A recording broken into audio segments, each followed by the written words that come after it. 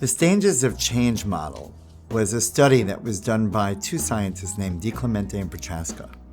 They were asked to do a study to see how is it that people are able to quit smoking and quit smoking for good. What are the stages they need to go through? What are the things that they might be going through while they're making the change? I like this model. It's helpful, and I use it in all my groups. The first stage is pre-contemplation. Pre-contemplation, you're not even watching this video.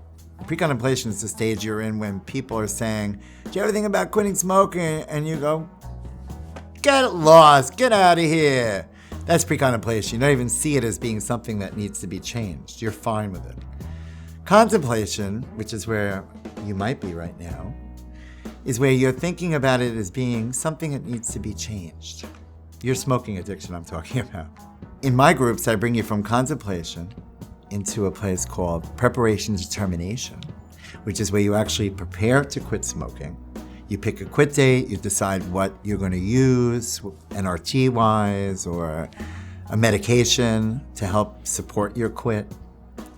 And you also might start picking out a support group. And then you go from pre-contemplation, determination, into action. In action, you actually quit. And you put on the patch, or you put in the gum in your mouth, or you take the bupropion or the Chantix, or whatever it is, and you get into your quit. The next stage after action is maintenance. In maintenance is where you start to do things differently.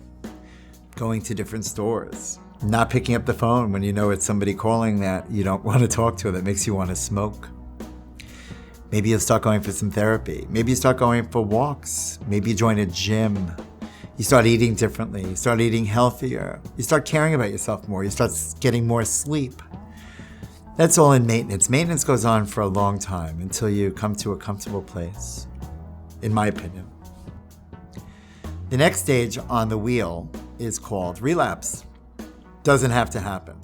Relapse means you're moving back towards old behaviors as opposed to creating new behaviors, which is what maintenance is all about.